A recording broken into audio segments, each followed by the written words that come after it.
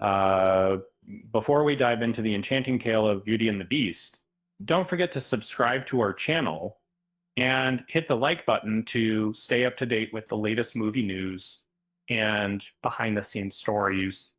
Uh, as a movie enthusiast who has spent countless hours immersed in Disney's magical universe, I can confidently say that the version of Beauty and the Beast we got in the 1991 was nothing short of a fairy tale come true. If you had told me back in the 1930s or even 1950s that this enchanting tale would one day grace our screens, I would have thought you were spinning a yarn as tall as Gaston himself. The 1991 Disney classic Beauty and the Beast, as we know it, could have been a very different movie if Walt Disney had his original plans in the 1930s and 1950s. Unfortunately, those plans didn't materialize, uh, resulting in one of Disney's most cherished films that we can't imagine not being part of our cinematic history. And that, uh, however, if things had gone differently, uh, Bell's Tale might never have been told on the big screen during the 1990s. Um, this would also mean that timeless songs like Be Our Guest, Gaston, and of course Beauty and the Beast wouldn't have graced our ears. The enchanting tale of Beauty and the Beast graced our screens during Disney's second surge in animated film production. Following the triumph of The Little Mermaid in 1989, the movie directed by Gary Trousdale and Kirk Wise in 1991 earned an astounding $451 million at the worldwide box office, leading Disney to persist with creating significant animated features throughout the 90s. It's worth noting that while Disney brought a fresh perspective to Beauty and the Beast, it wasn't a brand new story. Uh, the animated film was adapted from Jean-Marie Leconte de Beaumont's fairy tale from 1756, which Disney had long been trying to transform for the big screen. Walt Disney initially endeavored to bring Jean-Marie Leconte de Beaumont's tale to life in the 1930s after the triumph of Snow White and the Seven Dwarfs.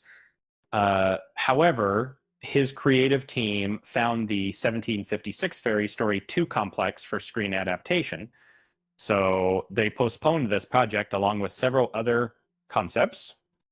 In the 1950s, Disney attempted to rework Beauty and the Beast again, but a successful live action adaptation based on Jean Cocteau's work had already been released, which made an animated version less competitive because, as a result, Beauty and the Beast was put aside. And fortunately, this delay proved beneficial since it prevented Disney from creating an early adaptation of Beauty and the Beast, which would have made the 1991 movie impossible to produce.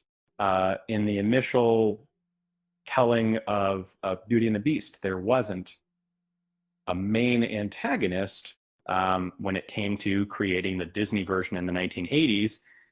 It was understood that this needed to be addressed. The writers considered several characters for the role. Early sketches showed that at first there weren't intended to be three villainous men seeking Belle's hand, but they eventually merged into a single character, Gaston, who was originally conceived as a French aristocrat instead of the toxically masculine hunter we know from later versions. Um, Gaston also had another villainous companion in mind, Belle's Aunt Marguerite, who disliked Maurice intensely.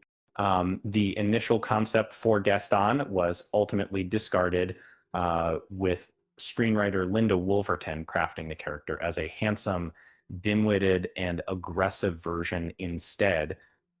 Reportedly, Wolverton based Gaston on some of her former boyfriends, which proved to be an effective approach. It's hard to envision any adaptation of Beauty and the Beast without the villainous and misogynistic character of Gaston, now as a movie enthusiast reminiscing about the timeless classic Beauty and the Beast. I can't help but share an interesting tidbit. You might not know this, but the 1991 musical version almost never happened.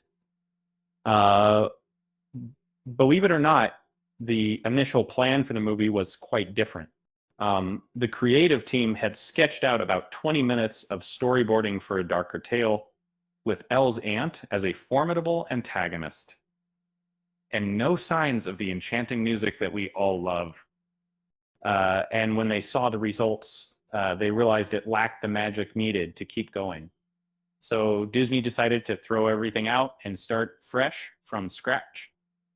Um, the following batch of Beauty and the Beast storyboards became noticeably lighter, infused with more charm and whimsy.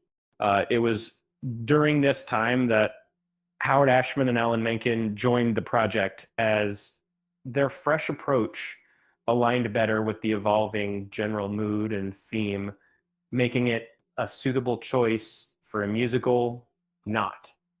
And this is why the film boasts its remarkable score and musical numbers, and the immense success of Beauty and the Beast upon its 1991 release suggests that each decision made during production was indeed well considered.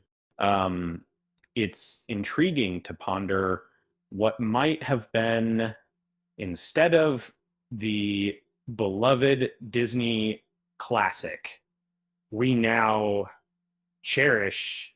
And on a lighter note, I guess you could say that Gaston's ego was almost as big as his waistline. With that said, thanks for watching, and until next time,